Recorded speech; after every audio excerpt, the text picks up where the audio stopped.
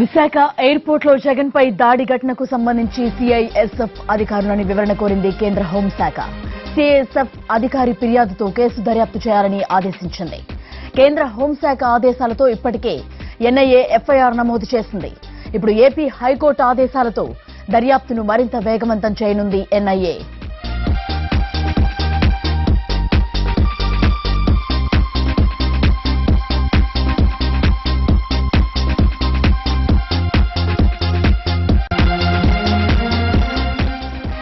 Visakha airport లో జగన్ పై దాడి కేసుకు సంబంధించి ఏపీ హైకోర్టు కీలక నిర్ణయం తీసుకుంది. కేసును జాతీయ దర్యాప్తు సంస్థ ఎన్ఐఏకు అప్పగించింది. జగన్ పై దాడి కేసుకు సంబంధించి కొందరు వైసీపీ నేతలు హైకోర్టును ఆశ్రయించారు. దీనిపై కోర్టు విచారణ జరిపింది.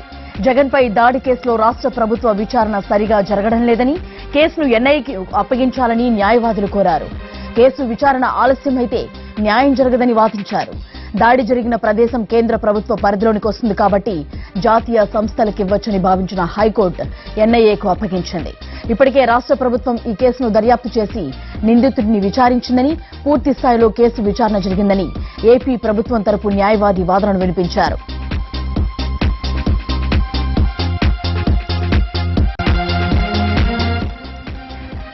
మరిన్ని వివరాలు మా కరెస్పాండెంట్ కమల్ అందిస్తారు. సో కమల్, అంటే వైసీపీ నేతలు అడిగినట్లుగా వాళ్ళు వేసిన పిటిషన్లకు అనుగుణంగానే హైకోర్టు అనుకోవచ్చు అంటారా? జ్యోతి, అక్టోబర్ 25వ తేదీన విశాఖపట్నం ఎయిర్పోర్ట్ లో జగన్మోహన్ రెడ్డిపై దాడి జరిగింది. కత్తి దాడి జరిగిన తర్వాత వెంటనే అక్కడ ఉన్నటువంటి సిఐఎస్ఎఫ్ సిబ్బందిని కేంద్ర హోంశాఖ వివరణ అడిగింది. ఇటు హైకోర్టులో పిటిషన్ దాఖలకు సంబంధించినటువంటిది అంశం మరొక అంశం అయితే, దాడి జరిగిన వెంటనే సిఐఎస్ఎఫ్ అధికారులను కేంద్ర హోంశాఖ వివరణ కోరింది. దీంతో assistant commandant CISF Visakhapatnam airport లో అసిస్టెంట్ కమాండెంట్ గా ఉన్నటువంటి దినేష్ కుమార్ కేంద్ర హోంశాఖకు ఒక నివేదిక సమర్పించారు. ఆ దాడికి సంబంధించి, సెక్యూరిటీ ఏర్పాట్లకు సంబంధించి, ఎప్పుడు జగన్మోహన్ రెడ్డి ఎయిర్పోర్ట్ లో సెంటర్ అయ్యాడు, ఏ ప్రాంతంలో దాడి జరిగింది అన్న వివరాలన్నీ కూడా కేంద్ర హోంశాఖకు అందించాడు. కేంద్ర హోంశాఖ దినేష్ కుమార్ ఇచ్చినటువంటి నివేదికను ఫిర్యాదుగా స్వీకరించి దినేష్ కుమార్ ఫిర్యాదుపై ఎన్ఐఏ అధికారులను విచారణ జరపాలంటూ 31 డిసెంబర్ గత ఏడాది 31వ తేదీన కేంద్ర హోంశాఖ ఎన్ఐఏ అధికారులకు ఆదేశాలు జారీ చేసింది. దీంతో ఎన్ఐఏ అధికారులు విశాఖపట్నం ఎయిర్పోర్ట్ లో జగన్మోహన్ రెడ్డిపై జరిగినటువంటి దాడికి సంబంధించి ఎఫ్ఐఆర్ నమోదు చేశారు. అంటే హైకోర్టు తీర్పు ఈ రోజు వచ్చింది, కానీ కేంద్ర హోంశాఖ ఆదేశాలతో ఇప్పటికే ఎన్ఐఏ అధికారులు ఎఫ్ఐఆర్ నమోదు చేశారు. అందులో ఐఓగా, ఇన్వెస్టిగేటింగ్ ఆఫీసర్ గా మొహమ్మద్ సాజిద్ ఖాన్, అడిషనల్ ఎస్పీ ఎన్ఐఏలో అడిషనల్ ఎస్పీగా ఉన్నటువంటి మొహమ్మద్ సాజిద్ ఖాన్ ఐఓగా ఉన్నారు. ఇప్పటికే విచారణ జరుపుతున్నారు. ఇక ఈ రోజు ఆంధ్రప్రదేశ్ హైకోర్టు ఇచ్చినటువంటి తీర్పు నేపథ్యంలో ఆంధ్రప్రదేశ్ హైకోర్టు కూడా ఎన్ఐఏ అధికారులు జగన్మోహన్ రెడ్డిపై జరిగినటువంటి దాడికి విచారణ జరపాలంటూ ఎన్ఐఏకు ఆదేశాలు జారీ చేయడంతో ఇటు ఇప్పటికే కేంద్ర హోంశాఖ ఆదేశాలు జారీ చేసింది. ఇక ఏపీ హైకోర్టు కూడా ఆదేశాలు జారీ చేయడంతో ఇప్పటికే ఒక ఎఫ్ఐఆర్ నమోదు చేశారు. ఇక ఏపీ హైకోర్టు ఇచ్చినటువంటి ఆదేశాలతో మరొక ఎఫ్ఐఆర్ నమోదు చేస్తారా, లేదంటే అదే ఎఫ్ఐఆర్ కు దీన్ని జోడించి హైకోర్టు ఆదేశాలను కూడా పాటిస్తారా అన్నది కూడా చూడాల్సింది. మొత్తానికి ఎన్ఐఏ అధికారులు మాత్రం ఇప్పటికే ఒక ఎఫ్ఐఆర్ నమోదు చేసి దర్యాప్తు జరుపుతున్న నేపథ్యంలో ఇక ఆంధ్రప్రదేశ్ హైకోర్టు ఆదేశాలతో జగన్మోహన్ రెడ్డిపై జరిగినటువంటి దాడి కేసులో మరింత దూకుడు పెంచనుంది, విచారణను మరింత వేగవంతం చేయనుందని చెప్పొచ్చు. జ్యోతి, కమల్, అలాగైతే ఇప్పుడు ఎన్ఐఏ అంటే మళ్ళీ మొదటి నుంచి విచారణ అంతా ప్రారంభించే అవకాశం ఉందా, లేకపోతే ఆల్రెడీ ఏపీకి సంబంధించిన దర్యాప్తు ఏ విధంగా కొనసాగుతుందో దాని నుంచి మొదలు పెట్టే అవకాశం ఉందా? ఇప్పటికే విశాఖపట్నం ఎయిర్పోర్ట్ లో జరిగినటువంటి జగన్మోహన్ రెడ్డిపై జరిగినటువంటి దాడికి సంబంధించి అసిస్టెంట్ కమాండెంట్ సిఐఎస్ఎఫ్ గా ఉన్నటువంటి దినేష్ కుమార్ పూర్తి వివరాలన్నీ కూడా తన ఫిర్యాదులో కేంద్ర హోంశాఖకు పంపించడం జరిగింది. ఆ కేంద్ర హోంశాఖ దానంతా కూడా పరిశీలించిన తర్వాత అక్కడ సెక్యూరిటీ ల్యాబ్స్ ఉన్నాయా, లేదంటే ఇందులో ఏదైనా కుట్రకోణం ఉందా, జగన్మోహన్ రెడ్డిపై దాడికి సంబంధించి ఒక రాష్ట్రానికి ప్రతిపక్ష నాయకుడిగా ఉన్నటువంటి నేతపై ఎయిర్పోర్ట్ ప్రాంగణంలో ఈ దాడి జరిగింది కాబట్టి అటు కేంద్ర హోంశాఖ కూడా అత్యంత సీరియస్ గా తీసుకుంది. ఎందుకంటే ఎక్కడైనా ఎయిర్పోర్ట్లలో భద్రత ఉంటుంది, ఎయిర్పోర్ట్లలో ఇటువంటి దాడులు జరగొద్దు అని భావించి ఎన్ఐఏను విచారణ జరపాల్సిందిగా కోరింది. అంటే వాస్తవాలన్నీ కూడా వెలుగులోకి రావాలి. అతను దాడి జరిపిన దాంట్లో రాజకీయ పరమైనటువంటి ఆరోపణలు వస్తున్న నేపథ్యంలో ఏ విధమైనటువంటి దాడి జరిగింది, అసలు కుట్ర జరిగిందా, అసలు నిందితుడికి సంబంధించినటువంటి బ్యాక్గ్రౌండ్ గానీ నిష్పక్షపాతంగా దర్యాప్తు జరగాలంటే ఎన్ఐఏ అధికారులు దర్యాప్తు జరపాలంటూ కూడా కేంద్ర హోంశాఖ ఆదేశాలు జారీ చేసింది. ఈ నేపథ్యంలోనే ఎన్ఐఏ అధికారులు కేంద్ర హోంశాఖ ఆదేశాలతో ఎఫ్ఐఆర్ నమోదు చేసి additional SP Sajid Khan investigating officer గా ఈ దర్యాప్తుకు నియమించారు. ప్రస్తుతానికి ఇక ఆంధ్రప్రదేశ్ హైకోర్టు ఇచ్చినటువంటి తీర్పు నేపథ్యంలో మరొక ఎఫ్ఐఆర్ నమోదు చేస్తారా, లేదంటే ఇప్పటికే జగన్మోహన్ రెడ్డి కేసుకు సంబంధించి కేంద్ర హోంశాఖ ఇచ్చినటువంటి ఆదేశాలతో ఎఫ్ఐఆర్ నమోదు చేశారు కాబట్టి ఈ ఆదేశాలను కూడా ఇదే ఎఫ్ఐఆర్ కు జోడించి దర్యాప్తు జరిపి హైకోర్టుకు ఒక నివేదిక సమర్పిస్తారు. కేంద్ర హోంశాఖకు సమర్పించే విధంగానే హైకోర్టుకు కూడా ఈ కేసుకు సంబంధించినటువంటి పూర్వాపరాలన్నీ కూడా అందిస్తారు. మనకి కొత్త కోణం ఏదైనా వెలుగులోకి వస్తుందా? ఇప్పటికే విశాఖపట్నం పోలీసులు విచారణ జరిపారు. హైకోర్టులో కేసు ఉండడంతో ఛార్జ్షీట్ దాఖలు చేయలేదు. హైకోర్టు ఆదేశాలకు అనుగుణంగా హైకోర్టు ఆదేశాలను బట్టి ఛార్జ్షీట్ దాఖలు చేస్తామని చెప్పి విశాఖపట్నం పోలీసులు చెప్పినటువంటి నేపథ్యంలో ఇప్పుడు దర్యాప్తు అంతా కూడా పూర్తయితే విశాఖపట్నం పోలీసులు సేకరించిన దానికంటే కొత్త ఆధారాలు ఎన్ఐఏ అధికారులకు ఏవైనా చిక్కుతాయా? ఏ విధమైనటువంటి కుట్ర కోణం ఉంది? జగన్మోహన్ రెడ్డిపై దాడి జరిగిన తర్వాత ఇది కుట్ర, జగన్మోహన్ రెడ్డిని హత్య చేసేందుకు జరిగినటువంటి దాడిగా కూడా అటు వైఎస్ఆర్ కాంగ్రెస్ పార్టీకి సంబంధించినటువంటి నేతలు మొదటి నుంచి కూడా చెప్తున్న నేపథ్యంలో ఎన్ఐఏ అధికారులు కొత్త సాక్ష్యాలు ఏదైనా సేకరిస్తారా? దర్యాప్తులో మరింత ఏదైనా మార్పు కనిపిస్తుందా ఏంటి అన్నది కూడా ఆసక్తికరంగా మారింది. ఎన్ఐఏ అధికారుల దర్యాప్తు పూర్తయితే గానీ ఈ దాడికి సంబంధించినటువంటి వివరాలన్నీ కూడా వెల్లడి అయ్యే అవకాశం ఉంది. థాంక్యూ కమల్.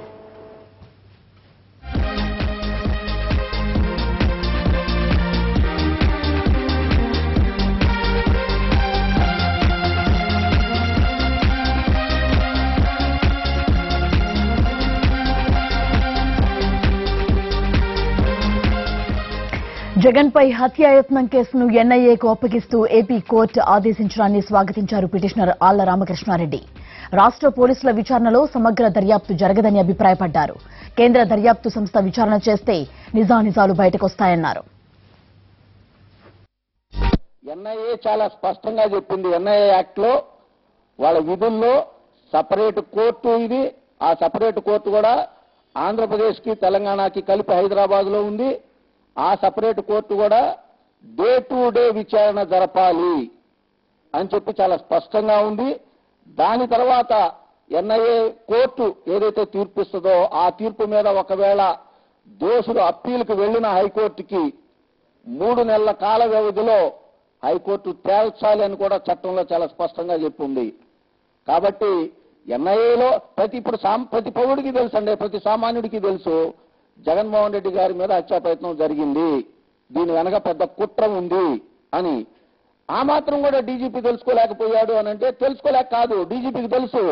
డీజీపీ తాను చేయాల్సినటువంటి విధుల్ని, పోలీసులు చేయాల్సినటువంటి విధుల్ని కూడా చంద్రబాబు నాయుడు ఒత్తిడి మేరకు చేయకుండా పైగా కేసును పక్కదారి తప్పించడానికి వాళ్ళు చేసినటువంటి తప్పులు ఎవరిని సామాన్యుడిని అడిగినా కూడా చెబుతాడు. బిగినింగ్ దగ్గర నుంచి అసలు కత్తి ఎలా వస్తుందండి ఎయిర్పోర్ట్లోకి, ఒక నిందితుడికి ఎలా ఒక ఎయిర్పోర్ట్ లో ఉద్యోగం వస్తుంది? పైగా ఆ నిందితుడు మొన్న మధ్య చాలా స్పష్టంగా చెప్పాడు నాకు ప్రాణహాని ఉంది అని. అంటే జగన్మోహన్ రెడ్డి గారి మీద హత్యా ప్రయత్నం తప్పిపోయింది కాబట్టి నిందితుడిని కూడా ఈ పోలీసులు చంద్రబాబు నాయుడు ఒత్తిడి మీద భౌతికంగా లేకుండా చేస్తారేమో రేపొద్దున. అలా జరగకుండా ఉండాలి అని అంటే, వాస్తవాలు బయటకు రావాలంటే ఎన్ఐఏ విచారణ అనేది చాలా పర్ఫెక్ట్ గా జరుగుతుంది. కాబట్టి దీన్ని మేము స్వాగతిస్తా ఉన్నాం.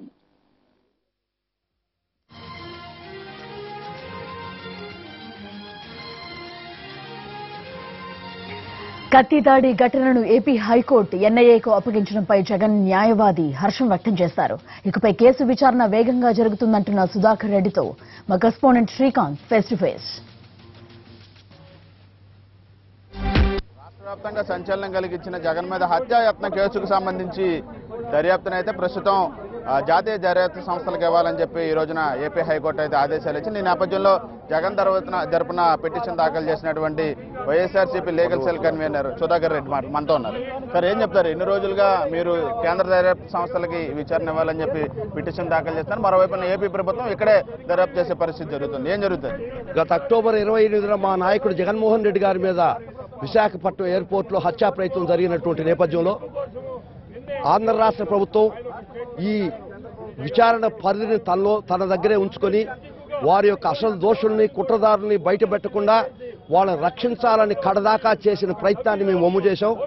మేము ఆంధ్ర రాష్ట్ర పోలీసు యంత్రాంగం 2 చట్టాలను తొక్కిపెట్టినటువంటి నేపథ్యంలో suppression of unlawful activities against the safety of civil aviation act మరియు ఎన్ఐఏ యాక్ట్ను తొక్కిపట్టి ఐపీసీ కింద 307 కింద రిజిస్టర్ చేసి కుట్రకోణం విచారించకుండా నిన్న ఒక ప్రెస్ కాన్ఫరెన్స్ కూడా పెట్టడం జరిగింది.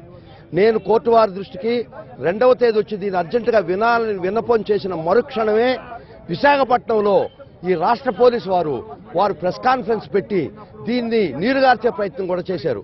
ఆ నేపథ్యంలో దఫాలుగా ఈ 2 చట్టాలు సప్రెస్ కాబట్టి ఈ 2 చట్టాల కింద కేసు విచారణ నమోదు చేయాలా, విచారణ జరగాలని మేము కోర్టు వారి దృష్టికి తీసుకొచ్చాం. సార్, ఏ అంశాల మీద ఇప్పుడు కేంద్ర దర్యాప్తు సంస్థ విచారణ చేయాలని మన ఈ పిటిషన్లో వారి మీద జరిగినటువంటి హత్యా ప్రయత్నం కేసులో FIR 648 ఆఫ్ 2018 దీనిలో మొత్తం రికార్డు అంతయు విచారణ అంతయు ఈ రోజు నుంచి NIAకి బదలాయించడం జరిగింది.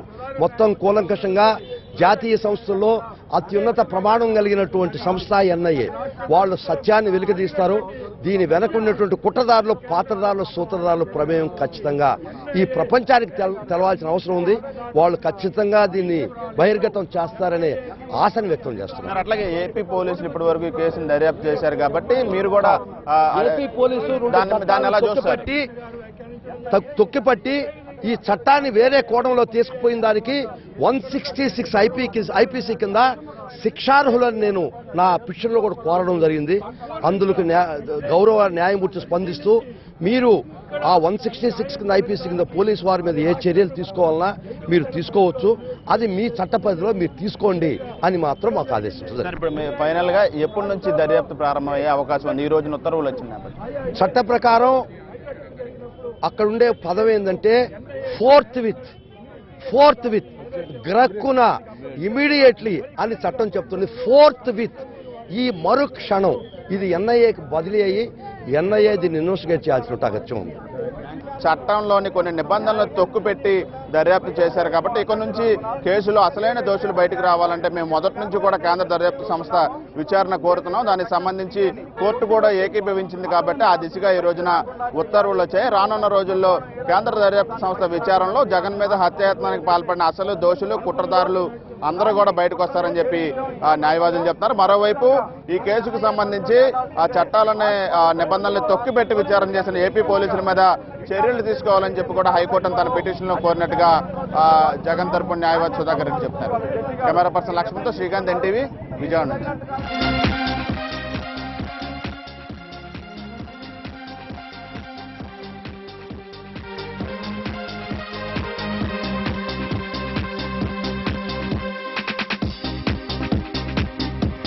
జగన్ పై హత్యాయత్నం కేసును NIAకు అప్పగించడాన్ని వైసీపీ స్వాగతించింది. ఈ కేసులో సమగ్ర విచారణ జరగాలంటే కేంద్ర దర్యాప్తు సంస్థే సరైందని వైసీపీ మాజీ ఎంపీ మిథున్ రెడ్డి అన్నారు. NIA విచారణలో నిజానిజాలు వెలుగు చూస్తాయంటున్న మిథున్ రెడ్డితో మా correspondent Dinakar face to face.